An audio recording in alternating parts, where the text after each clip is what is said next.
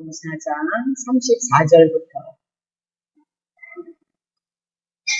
요한복음 4장 34절부터 42절까지 할 수 있나 모르겠네요. 요한복음 4장 34절부터 42절까지 제가 받들겠습니다. 34절. 예수께서 이르시되 나의 양식은 나를 보내신 이의 뜻을 행하는, 하나님께서 예수를 보내신 뜻이 있다는 거죠. 그 뜻을 행하는 것이며 하나님이 보내신 그의 일을 온전히 이루는 이것입니다. 4절 5절 너희가 넉 달이 지나야 추수할 때가 이르겠다 하지 아니하였느냐. 내가 너희에게 이르노니 눈을 들어서 밭을 보라는 거죠. 그러면 희어져서 지금 추수할 때가 되어졌도다. 있죠. 거두는 자가 이미 싹도 받고 영생을 이루는 열매를 모으나니 이는 뿌리가 뿌리는 자와 이거 마이크 뿌리되네. 자, 뿌리는 자와 거두는 자가 함께 즐거워하게 하려 함이니라. 7절. 그런즉 한 사람이 심고 다른 사람이 거둔다 하는 말이 옳도다. 내가 너희로 노력하지 아니한 것을 거두려 보내었나니 다른 사람들은 노력을 하였고 예수님의 제자들은 그들이 노력한 것에 참여하고 있느니라. 여자의 말이 그가 나를 행한 모든 것을 내게 말하였다 증거함으로 사마리아 여자가 그 동네 중에 많은 사마리아인이 예수를 믿게 되어졌다. 그 얘기죠. 40절.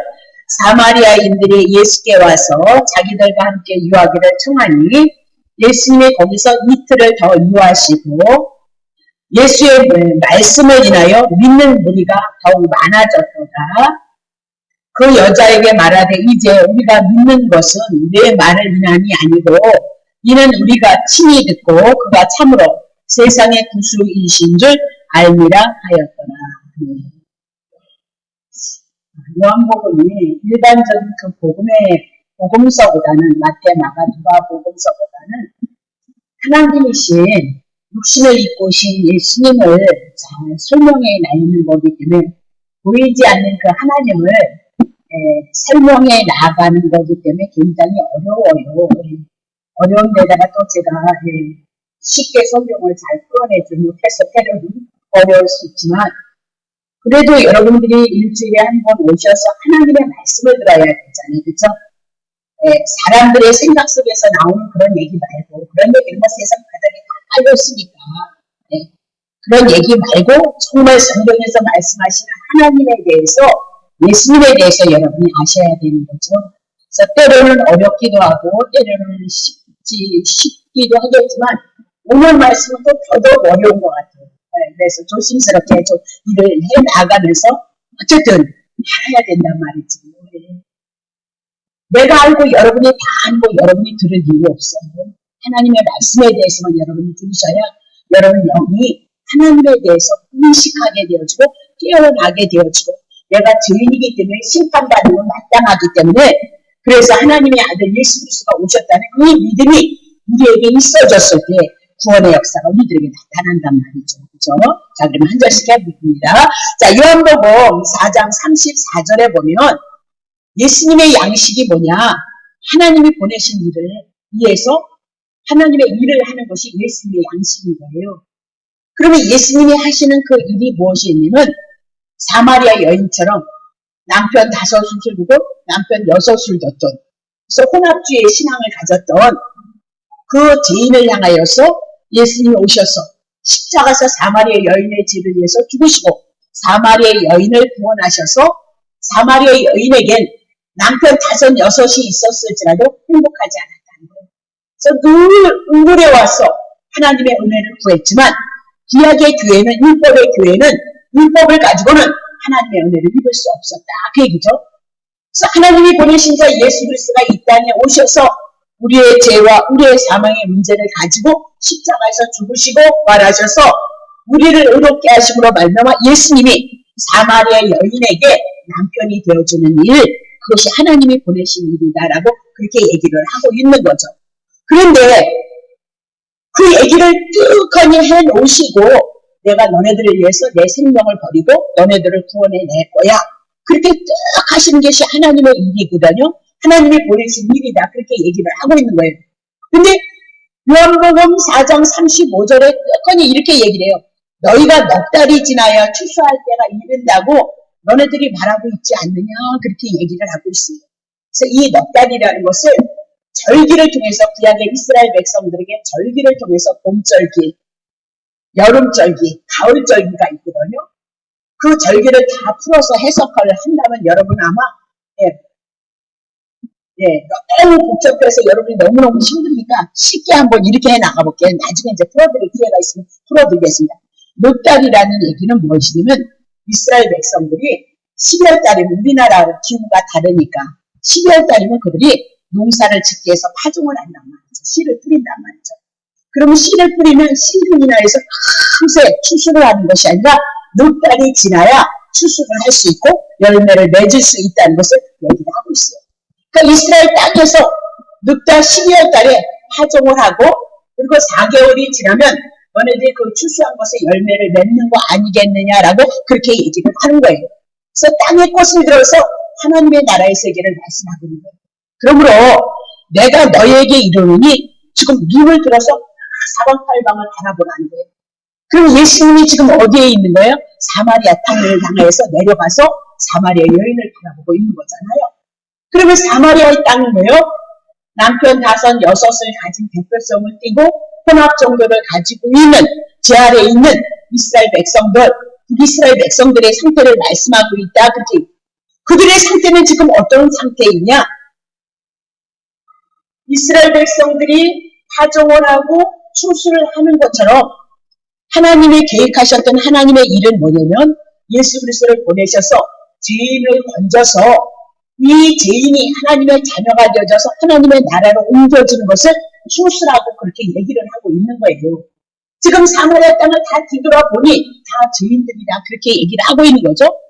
곡식들이 지금 씌어졌다는 것은 추수할 때가 되어졌던 것처럼 사마리아의 모든 사람들은 지금 죄 가운데 심판 가운데 있기 때문에 하나님 죄 많은 인생들을 향하여 하나님이 추수를 하셔서 그들을 향해서 하나님의 나라의 창고에 옮길 때가 되어졌다는 것을 말씀하고 있어요.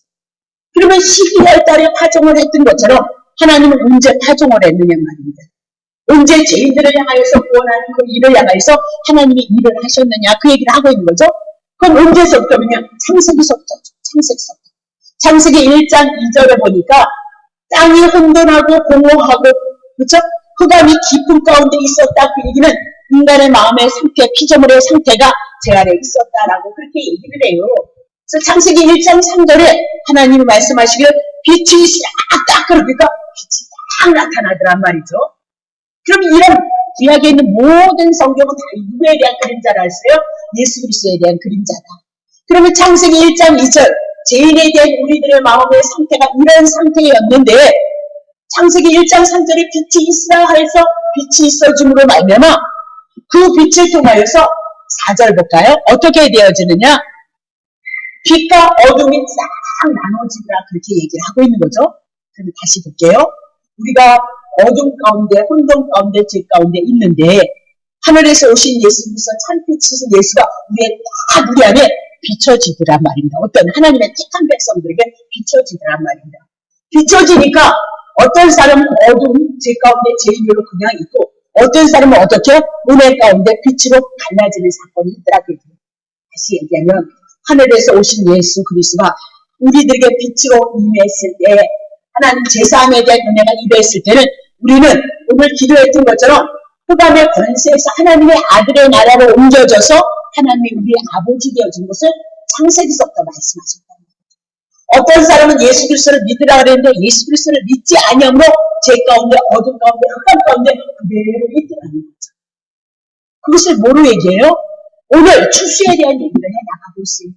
이스라엘 백성이 12월 달에 추수를 파종을 해서 넉 달이 되어지면 그들이 추수를 해서 열매를 거둬들이는 것처럼 하나님도 창세기서부터 아담과 하와가 범죄함으로 말미암아 죄인 되어졌던 그들 하나님의 형상으로 지음받았던 그들을 향해서 하나님께서 창세기서부터 말씀하셨어요.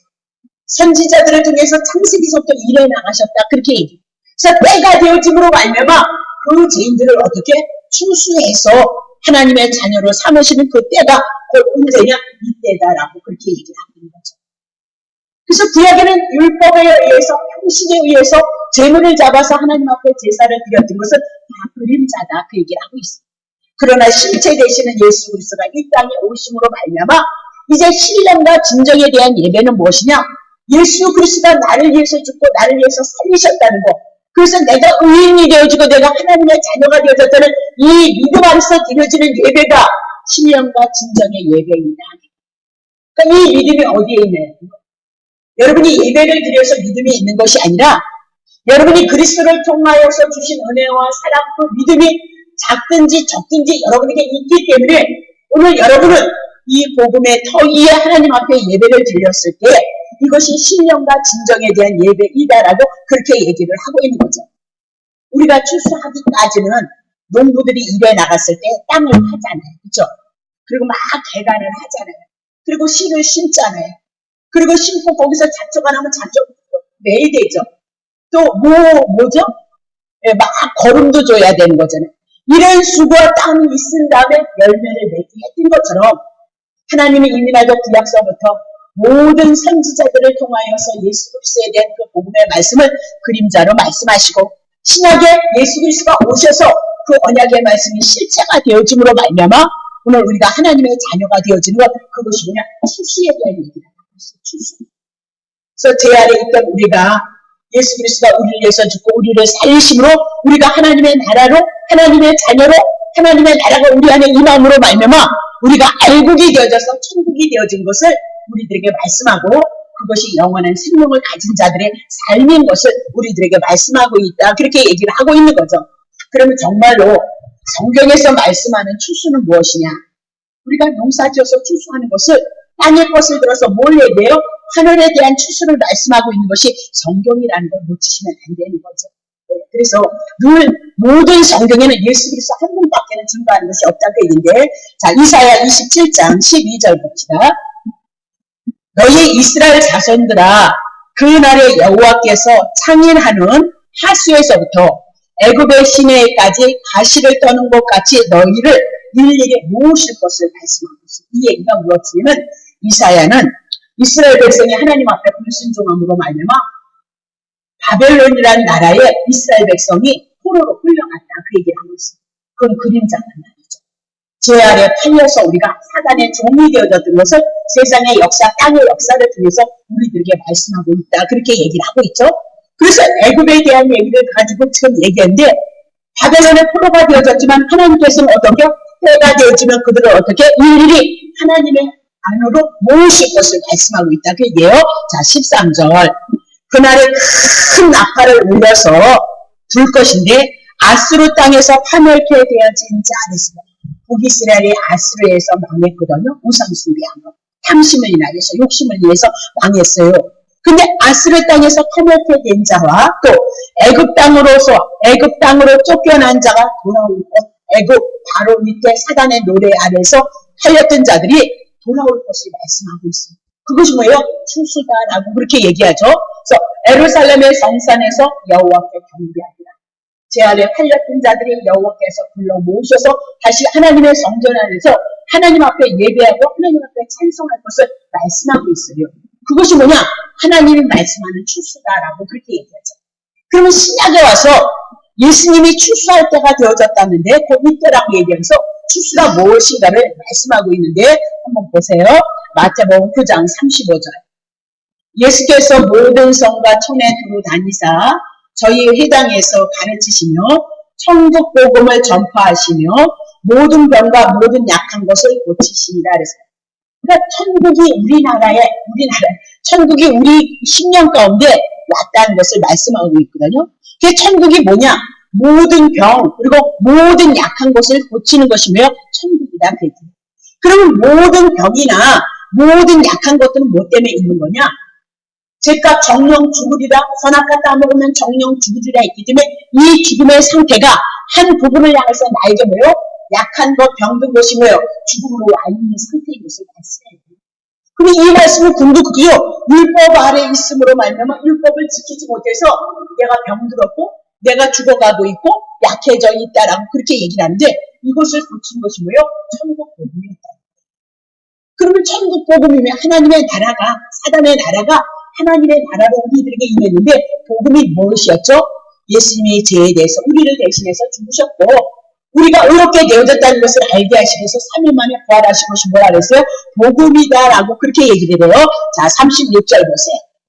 우리가 지금 약해지고 병들어서 막 이렇게 다니는 이스라엘 백성들을 보시고 예수님께서 민망했다는 거예요.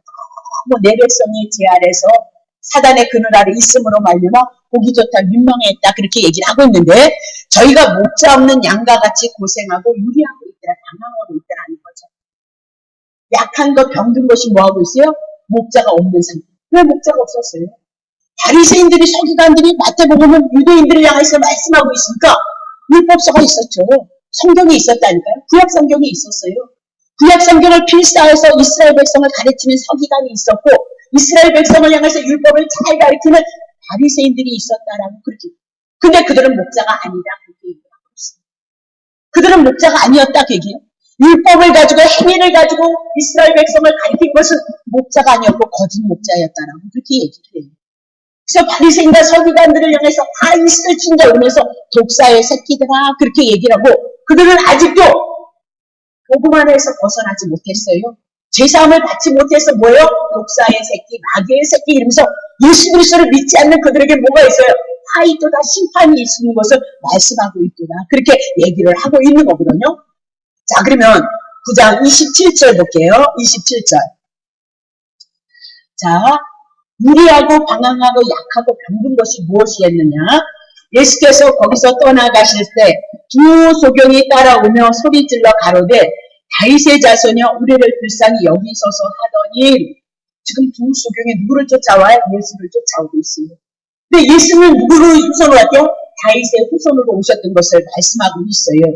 자, 그러면 소경이 뭐라고 그랬어요? 선악과를 봄으로 말미암아 너의 눈이 봄으로 이렇게 얘기했죠. 선악과를 봄으로 그들은 누구였어요? 소경이었던 거예요. 오늘도 율법을 바라봄으로 말미암아 여러분이 소망을 한 것 여러분 누구라고요? 소경인 거예요. 복음이 보여지지 않는 자는 누구예요? 소경이다 그렇게 얘기를 하고 있죠. 8절 예수께서 집에 들어가심에 소경들이 나오거늘 예수께서 이르시되 내가 능히 이 일을 할 줄을 믿느냐? 대답하되 주여 그러하오이다. 예수님이 소경의 눈을 고쳐서 보게 하려고 하는데 그거 믿고 있느냐라고 그렇게 얘기를 해요. 그러니까 그들이 뭐예요? 믿는다. 그렇게 얘기해요. 여러분이 교회 열심히 다니는 것이 중요한 것이 아니고 성경을 통해서 하나님이신 그분이 육신을 입고 오셔서 하신 그 일이 여러분의 믿음의 내용이 되어져야 된다. 오늘도 복음이 여러분의 눈에 띄어지지 않고 이 성경을 문자 그대로 여러분이 보고 있다면 소경이다 그 얘기예요. 그래서 눈이 다시 떠져야 돼요. 예수님이 만져주심으로 복음의 말씀이 여러분을 향해서 만져주심으로 말미암아 복음의 눈이 떠져야 된다. 열려져야 된다. 자, 그러니까 29절 보세요. 예수께서 저희의 눈을 만지시더라. 예수님이 만지시면 돼요. 그러면 여러분에게도 누가 오셔야 돼요? 이 모든 말씀을 통해서 여러분의 영과 혼과 육체를 향해서 누가 만지셔야 된다고요? 예수께서 복음으로 만지시는 말씀으로 여러분 믿음의 내용이 되어져야 된다. 가라사대 너의 믿음대로 되어지어라. 이 믿음이 중요해요. 하나님에게 여러분이 믿기 때문에 오셨지만 그러나 예수가 그리스도이심을 믿는 그 믿음으로 말미암아 눈이 어떻게요? 떠질 수 있다는 것을 얘기합니다. 오늘 우리가 예수가 그리스도이심을 모르면 우리는 어쩔 수 없이 소경으로 살아야 되는 거예요. 말이 그렇지 소경이라는 것이 얼마나 답답해요. 우리 어디에 있는지 어떻게 앞길을 가야 되는지 우리가 소경이면 어떤 삶을 살아가는 거예요. 내가 소경이면 이 밑을 향해서 내려갈 때 몇 번 꼬꾸라져야 된다는 거잖아요. 오늘도 여러분이 복음이 진리가 생명이 여러분에게 없으면 여러분의 인생이 여정은 문을 떴으나 소경이기 때문에 넘어지고 쓰러지는 일들이 있을 수밖에 없다는 것을 여러분 기억하셔야 돼요. 예수님 한 분 통해서 눈이 떠져서 우리가 하나님 앞에 어떤 인생의 여정을 걸어가야 되는지를 밝히 말씀하고 있는 것이 뭐예요? 복음이다라고 그렇게 얘기를 하고 있는 거잖아요. 근데 이 말씀 속에서 눈에 띄려고 하는 자들이 그렇게 별로 많지 않아요. 그냥 막연하게 하루도 아니고 이틀도 아니고 내년이고 후년이고 그렇게 하면 하나님이 복을 주실 것이다 라고 얘기했는데 성경에서 복은 다 복의 출발점은 누구예요? 예수 그리스도가 복인 거예요. 근데 예수 그리스도를 모르면서 막연하게 복 받기를 원하는 거예요. 하다못해 교회를 안 다닌 사람도 내년이면 복을 받겠지 이렇게 무신론 속에서도 뭐야 신에 대한 존재를 의식하면서 살아가고 있는 거예요. 그래서 너희의 믿음대로 되라. 너무 중요한 거죠.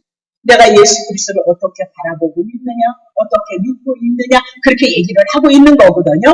자, 29절까지 했어요. 그리고 이 얘기는 뭐예요? 선악과 따먹음으로 말미암아 눈이 감겨져서 정령 죽으리라가 되어졌던 상태인 거예요. 소경이었다. 그렇게 얘기하고 예수님이 오셔서 만짐으로 눈을 떠서 내 인생의 여정을 어떻게 하나님 앞에 걸어가야 되는지를 알고 믿고 따라가는 자를 향해서 지금 눈이 열려지는 사건을 말씀하고 있다. 그 얘기죠. 또 한번 볼게요. 9장 32절 보세요. 저희가 나갈 때 귀신 들려 벙어리 된 자를 예수께 데려오더라. 그렇게 얘기를 하고 있습니다. 그리고 이분 지난주에 얘기했죠. 뭐 따먹은 거예요? 선악과 따먹음으로 말미암아 정령 죽으리라. 정령 죽으리라가 무엇으로 나온 거예요? 말을 못하는 자로 나온다. 그렇게 얘기하고 있습니다. 선악과 따먹으면 우리는 어떻게 벙어리다 그렇게 얘기를 하고 있어요. 그리고 이 사람에게도 예수가 오심으로 말미암아 예수 그리스도를 통하여서 우리의 제3의 문제, 하나님의 아들이 되어지는 문제가 우리 안에서 믿음으로 해결이 되어져야 되는 거죠. 말씀을 통해서. 그랬을 때 보세요. 귀신 들려 벙어리 된 자를 예수께 데려오더라. 이 벙어리가 뭐 때문에 붙잡혔어요? 귀신이 붙잡고 있더라는 거예요. 그러면 선악과를 따먹는 상태는 누가 지배하고 있는 거예요? 귀신이 우리를 붙잡고 있어요. 율법을 붙잡고 우리가 율법을 지켜. 아니, 여러분 한번 생각해 보세요. 하나님 10계명을 지키면 복 받아요. 하나님을 4계명처럼 그렇게 사랑하고요. 이웃을, 부모님을, 이웃을 그렇게 여러분이 사랑하면 복을 받아서 넘쳐서 아주 복 받아서 넘쳐서 코박 깨지도록 복을 받는다는 거예요.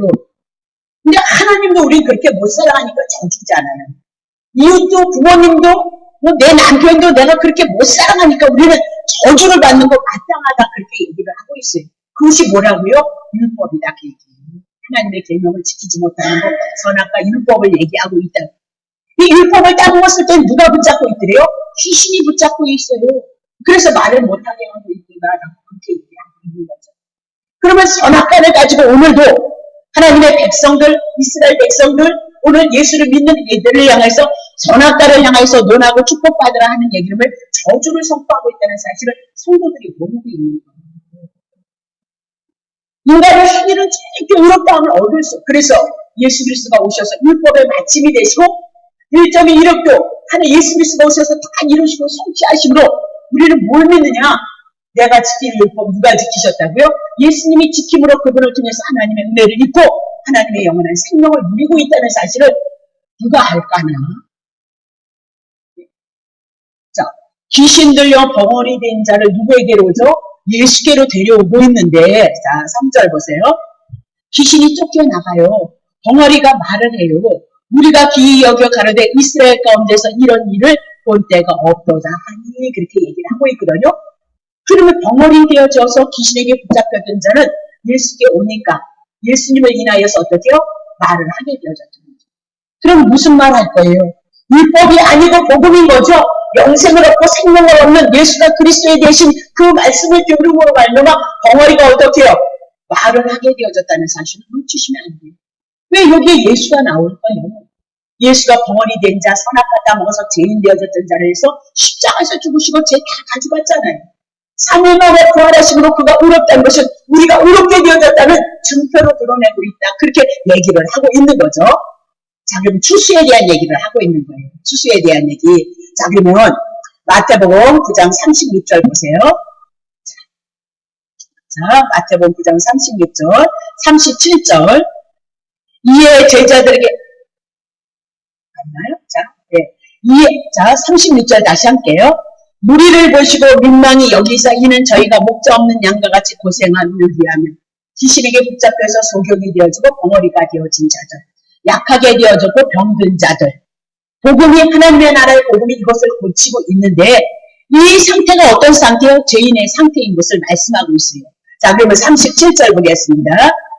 그 상태를 향해서 말씀하고 있는데 이에 제자들에게 이르시되 추수할 것은 많되 일꾼은 적도다. 그럼 예수님의 추수하는 것은 뭐예요? 소경된 자들, 병어리 된 자들. 그들이 뭐예요? 추수해야 될 거예요. 제일 심판 가운데 있는 이들을 향해서 하나님이신 하나님의 아들 예수 그리스도가 이 땅에 오셔서 십자가에서 죄의 사망의 문제를 해결하심으로 죄 아래 심판 가운데 있는 이스라엘 백성들 하나님의 선민을 어디에 옮기실 거예요? 하나님의 나라로 옮기신 것을 뭐로 얘기하고 있어요? 추수로 말씀하고 있다. 그렇게 얘기를 하고 있는 거죠. 그래서 38절에 보세요. 그러므로 추수하는 주인에게 청하여 추수할 일꾼들을 보내주소서라고 그렇게 기도하라고 하는 거예요. 누구들에게? 예수님의 제자들에게. 그리고 추수는 약한 거, 병든 거, 귀신 들린 거, 눈먼 거, 벙어리 되어진 자들을 향해서 하나님의 추수를 하겠다는 거잖아요. 무엇으로요? 복음으로. 예수 그리스도의 십자가 죽으시고 부활하신 사건으로 그들을 하나님의 나라에 옮기는 그 작업이 뭐예요? 추수이도다라고 그렇게 얘기를 해요. 자, 그럼 마태복음 10장 1절 9장을 넘어오면서 보세요. 예수께서 추수할 일꾼을 보내주세요. 그렇게 기도하라고 얘기를 하는데 예수님이 또 말씀을 하셔요. 12 제자를 부르사 뭐예요? 어머, 더러운 귀신을 쫓아내며 벙어리 붙잡고 있는 거 누구 있어요? 귀신이. 그러면 귀신아 나가라! 그렇게 얘기해서 나가는 문제가 아니에요. 무엇이 증거되지? 하나님의 복음의 말씀, 예수 그리스도가 십자가에서 죽으심으로 죄 끝났으니까 죽음 끝났다 그 얘기잖아요. 그러니까 귀신 떠나야 된다 그 얘기를 하고 있는 거죠. 귀신 쫓는다, 귀신 쫓는 능력을 주옵소서. 그래서 얼마나 쫓아요? 여러분 쫓아요. 귀신 얼마나 쫓고 얼마나 병 고치고 여러분 얼마나 막 뭐가 막 사건이 뒤집어지고 막 기적이 일어나고 막 그러냐니까요. 그런 거 없어요. 여러분에게 주어진 삶을 향해서 최선을 다해서 열심히 살아가세요. 주님을 먼저 사랑하는 그 삶으로 여러분 나오세요. 자, 더러운 귀신을 쫓아냈어요. 두 번째, 모든 병과 모든 약한 곳을 거치는 권능을 주셨다는 거예요. 그럼 막 그렇게 해서 가는 게 아니라 그 권능이 도대체 무엇인지를 아느냐? 그 권능이 뭐예요? 귀신이 나간다는 거예요. 병든 것이 고쳐. 그건 상징인 거예요. 비유란 말이에요. 그러면 이런 것들은 다 뭐가 떠난다는 거예요? 죄가 떠난다는 것을 얘기하고 있습니다. 그럼 죄가 어떻게 떠날 거예요? 예수님이 십자가에서 죄 가져담으로 말미암아 그것이 우리들에게 뭐예요? 권능이 되어져요. 심판 가운데 죽은 생명이 뭘 얻어요? 영원한 생명을 얻는 것을 뭐로 얘기해요? 권능으로 말씀하고 있다라고 그렇게 얘기를 해요. 자, 그 권능이 그 권세가 어떻게 오나 보세요. 마태복음 28장 18절 보세요. 예수께서 나와 일러 가르치되 하늘과 땅의 모든 권세를 누구에게 주세요? 하늘과 땅의 모든 권세를 예수님에게 주셨다는 거예요. 자, 19절. 그러므로 너희는 가서 모든 족속으로 제자를 삼아서 아버지와 아들과 성령의 이름으로 세례를 주도록 하라. 그러면 예수님이 하늘과 땅의 권세를 받았던 것을 이제 예수님이 가신 다음에 예수님의 제자들에게 주는데 제자를 삼은 이유가 뭐예요? 아버지와 아들과 성령의 이름으로 뭘 주라고요? 세례를 주라. 이 세례가 뭐예요? 하나님의 권능이다. 그렇게 얘기하고 있어요. 이 세례를 주라라고 그렇게 얘기를 하고 있거든요. 그럼 세례 너무 공부 많이 했으니까 또 해보세요. 세례가 뭐냐? 권능이라니까요. 그 권능이 뭐냐? 세례라니까요. 세례가 뭐냐? 자, 로마서 4장 25절. 예수는 우리의 범죄함을 인하여서 십자가에다 올려준 거예요. 그러면 십자가에서 올라가신 예수님은 세상죄를 우리들이 졌던 모든 세상죄를 가지고 십자가에서 죽으셨다니까요. 그러니까 우리의 죄가 다 누구한테 옮겨졌다고요? 예수님한테 옮겨졌다. 그 얘기죠. 근데 죽음으로 끝나는 줄 알았더니 또한 우리를 의롭게 하심을 인하여서 3일 만에 뭐 하셨어요? 부활하셔서 딱 나타나셨다는 거예요. 그러면 예수님이 십자가에서 우리의 죄를 위해서 다 가지고 죽으셔서 우리의 죄는 예수님 앞에 옮겨져서 죄가 없는 거예요. 그럼 죄가 없음으로 말미암아 우리는 어떻게 살아난 자가 되어졌다는 것은 의롭다함을 얻었다는 것을 증거하고 있다. 그렇게 얘기를 하고 있는 거죠. 그것이 세례다. 그게 뭐라고요? 아버지와 아들과 성령의 이름으로 뭘 주라고요? 세례를 주라는 거예요. 그러면 세례를 주라는 얘기는 뭘 주라는 거예요? 복음 주라 그렇게 얘기를 하고 있죠. 하나님의 말씀, 신구약의 모든 복음의 말씀을 증거해 주라 이렇게. 신약에 와서는 뭐 죽었다 살았다 났으니까 이해할 수 있지만 구약에서는 예수님 얘기 한마디 없으니까 가려졌고 그림자였고 모형이었고 상징이었으니까 그걸 풀어서요. 예수 그리스도를 증거해야 된다. 그것이 우리 안에 들어오는 것만큼 하나님의 생명의 역사가 우리 안에 있어요. 하나님의 은혜의 역사가 우리 안에 있어 나타난다는 거 여러분 놓치시면 안 된다 그 얘기. 자, 골로새서 2장 12절 보세요. 너희가 세례로 뭐래요? 세례에 그리스도와 함께 장사한 바 되어졌어. 그리스도와 함께 죽은 거래요. 내 죄를 위해서 같이 죽으셨대네요. 제 문제 끝났대네요.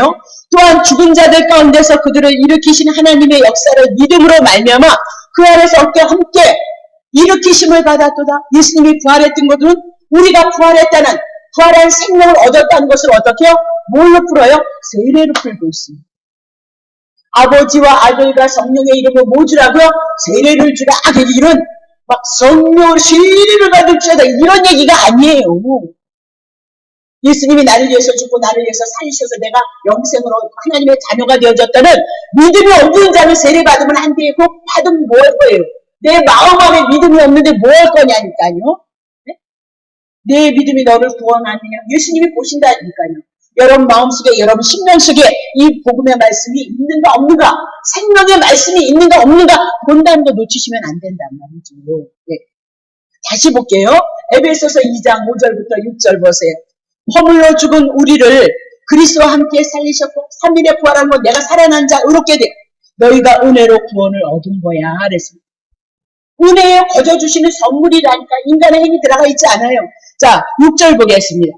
또 함께 우리가 3일 만에 부활해서 의로운 자가 되어졌는데 그리스도 예수 안에서 함께 어떻게 되어졌어요? 이미라도 하나님의 나라 여러분과 나를 어떻게 해요? 안치신 바 되어졌다. 그게 뭐래요? 세례라. 그럼 이 말씀이 우리 안에 믿음으로 견고하게 들어서야 되는 거죠. 그래서 그 믿음을 너네들이 믿고 있느냐 그 얘기를 하고 있는 거죠. 자, 그러면 세례가 뭐냐? 권능이다 그렇게 얘기를 했죠. 예수님이 출수한다는 얘기는 뭐냐? 예수님이 때가 되어져서 출수할 거라는 거잖아요. 밭에 보니까 세상을 바라보니까 다 휘어져서 곡식을 거둘 때가 되어졌다. 지금 사마리아 땅 제 아래에 있는 그들을 향해서 예수 그리스도가 십자가에서 죽으셔서 그들의 죄를 위해서 죽으시고 그들을 다시 살리셔서 그들을 하늘에 앉히는 것 그것이 뭐라고요? 출수라는 거예요. 출수. 지금도 예수님이 초림으로부터 시작해서 주님이 오시는 그날까지 출수에 대한 얘기를 지금 해 나가고 있다. 그렇게 얘기를 하고 있는 거죠. 자, 그러면 마태복음 1장 21절. 자, 봅니다. 아들을 낳으리니 이름을 예수라 하라. 이는 그가 자기의 백성을 죄에서 구원할 자. 하나님께서 보내신 예수는 이름이 뭐예요? 예수예요. 예수의 이름을 부니까 뭐예요? 저희의 죄에서 구원할 자. 그래서 예수님 우리의 죄를 위해서 십자가에서 가져가셔서 죽으심으로 말미암아 죄의 문제 해결하셨다. 그렇게 얘기를 하죠. 자, 23절 넘어오세요. 죄의 문제를 해결했음으로 말미암아 보라 처녀가 잉태해 아들을 낳을 것인데 그 이름은 뭐로 바뀌어요? 임마누엘로. 임마누엘은 뭐예요? 하나님이 우리와 함께 하시는 것으로 바뀌어요. 그러면 죄의 문제가 해결되어지고 살아남으로 의롭게 되어진 우리에게 하나님의 임마누엘이 되어질 것을 말씀하고 있거든요. 하나님이 우리와 함께 하실 것을 말씀하고 있다. 함께 하는지 안 하는지 어떻게 아냐니까요. 그냥 믿으려니까 그냥 믿습니다. 근데 주님은 안 썩는, 목사는 썩는데 주님은 안 썩는다니까요. 자, 그러면 그걸 어떻게 풀 것이냐. 요한복음 14장 16절 보세요.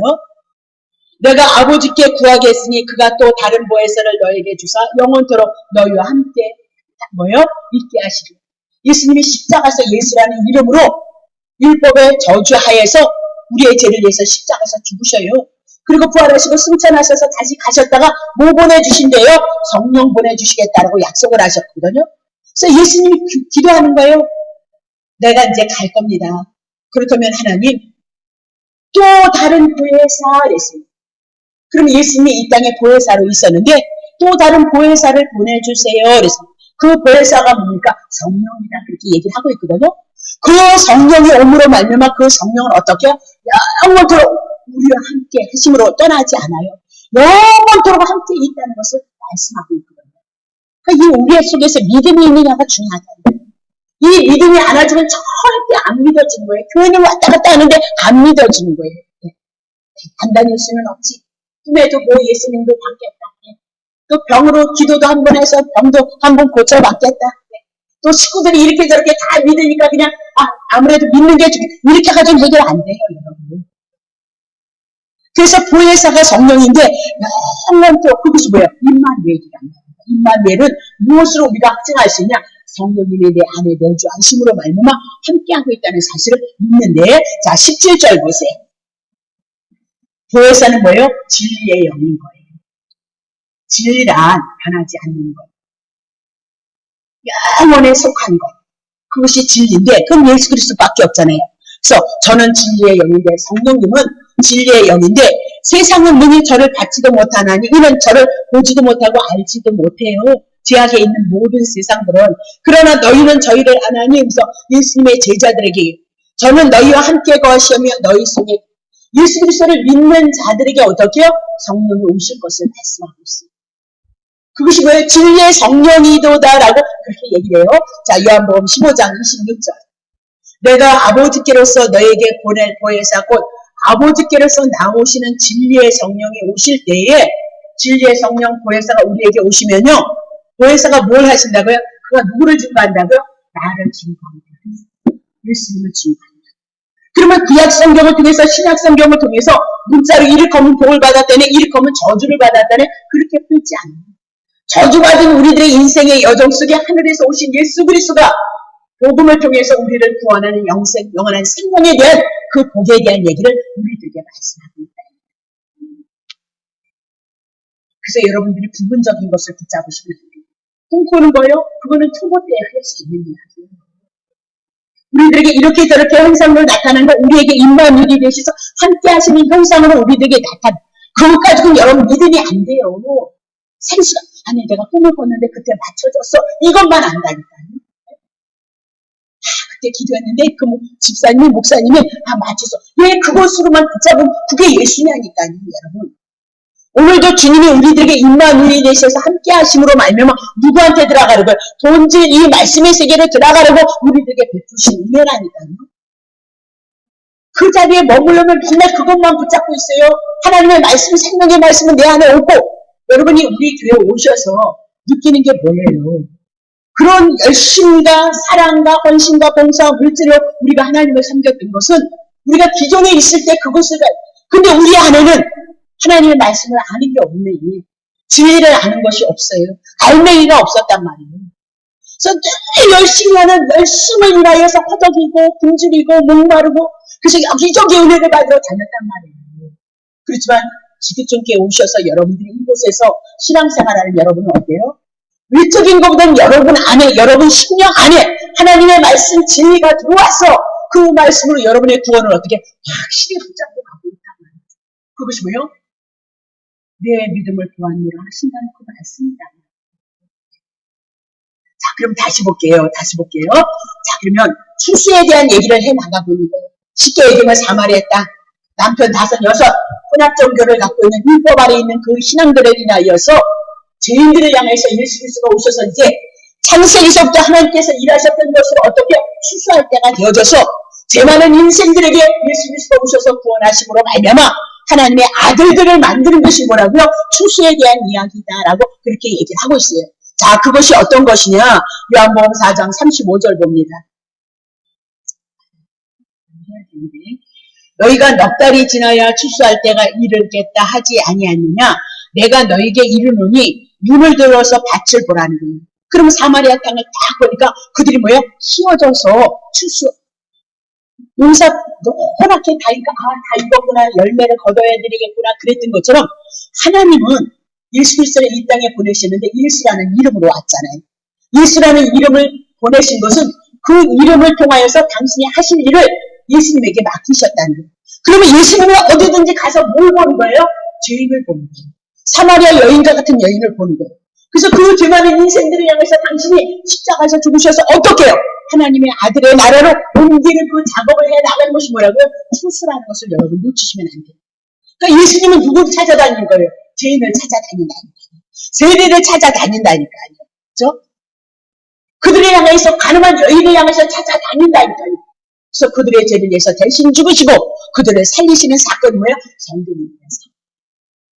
그것을 우리 안에 믿음으로 받았을 때 믿음으로 우리들에게 완전게끔 되어져 있어요. 성경을 잘 풀어드리면 믿음으로 오게 되어져 있어요. 그러니까 자꾸 땅의 꽃을 가지고 막 독받으라 하니까 그게 목사님이 하시니까 그게 다 하나님의 진리인 줄 알고 목사님이 하시는데 뭐 맞지 이렇게 얘기를 한다고. 아니 그렇지 않아요. 땅의 것을 가지고 하늘에서 오신 예수 그리스도에 대한 얘기를 다 설명해 놓고 있다는 거 여러분 기억하시고, 정말 여러분이 하나님께서 창세로부터 택함을 받았다면 예수님을 사랑하는 그 마음이 여러분에게 있단 말이죠. 그 마음이 있는 자는 이제 눈이 떠져야 돼요. 귀가 열려져야 돼요. 벙어리가 복음의 말로 앞을 바꿀 수 있고 들을 수 있어야 돼요. 그것이 뭐야? 물과 성령으로 거듭난 자인 것을 말씀합니다. 그 예수님에 대한 은혜와 그 사랑이 여러분의 믿음 안에서 출발점이 되어지란 말이죠. 비록 내가 때로는 목사같지 않은 모습을 가고 살아갔을지라도 이 복음을 통하여서 예수 그리스도 한 분을 통하여서 하나님의 은혜가 있음으로 말미암아 영생으로 옮겨진 자라는 것을 믿는 그 믿음 안에서 더더욱 겸손해지면서 그 은혜를 붙잡고 긍휼을 붙잡고 주의 도우심을 바라는 것이 뭐예요? 성도들이다. 그래서 기도도 막 무엇을 주시옵소서 이런 것이 기도가 아니라 제만은 내가 예수님을 통하여서 하나님의 은혜를 잊기를 원합니다. 하나님 도와주세요. 하나님 선한 일을 위해서 부름을 받고 하나님의 뜻을 이루기를 원하니까 하나님 도와주세요. 그렇게 기도를 하시라니까. 그것이 진정한 기도라는 것을 모른단 말입니다. 그래서 욕심과 탐심을 가지고 교회 안에서도 얼마나 많은 기도리 요구치는지 몰라요. 할일을 죽이잖아요. 그건 진리가 아니라는 것들은. 옛날에 제가 했어요. 제가 그것에 아주 1등 공신이었어요. 1등 공신. 그래서 결국은 하나님 주님께서 뜻이 있었는지 모르지만 이렇게 그 율법 아래 인간의 욕심과 탐심을 가지고 주님을 섬겼던 제가 무너지고 부서져서 어떻게 목회자의 길을 걷다 보니까 정말 성경을 알고 공부하다 보니까 너무나도 많은 오류가 있고 진리가 아닌 것이 판을 치고 있다는 것을 깨달았습니다. 저 그렇게 얼마나 열심히 특심이었는데 성경 별로 아는 것도 없었어요.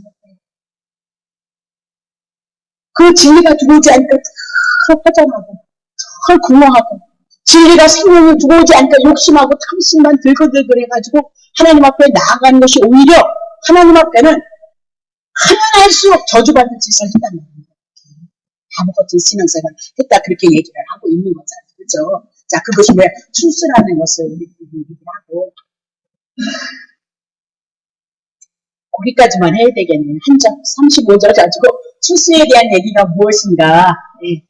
복음서를 통해서 마태복음을 통해서 여러분에게 말씀드렸던 것이 결국은 추수라는 것을 말씀하고 있구나 그렇게 얘기를 하고 있어요. 결국은 이 추수가 뭡니까? 한 사람이 심고 다른 사람이 거두는 것. 그 얘기를 정말 하고 싶었었는데 못했는데 한 사람이 심어지고 하늘에서 오신 예수 그리스도가 이 땅에 십자가에서 죽으셔서 하나님의 미랄을 땅에 겨져서 십자가에서 피 흘려서 죽으심으로 말미암아 여러분 내가 열매로 거둬진 것이 뭐예요? 복음이라는 사실을 놓치십니다. 저는 그 말씀 한 사람이 심고 다른 사람이 거둔다는 말씀에 얼마나 은혜가 되어지는지 어저께 밤에 눈물이 나도록 감동이 와가지고 뭐 별것도 아닌데 예수님이 심어진 건 뭐 한 사건도 아닌데 그렇게 은혜가 되지. 오늘 여러분들이 기도하셔야 됩니다. 아직도 나는 소경은 아닌가? 나는 아직도 벙어리는 아닌가? 진리에 대해서 우리가 무지한 것은 아닌가? 약한 것은 아닌가? 병든 것은 아닌가? 그래서 복음을 통해서 그리스도의 은혜가 그리스도의 생명이 여러분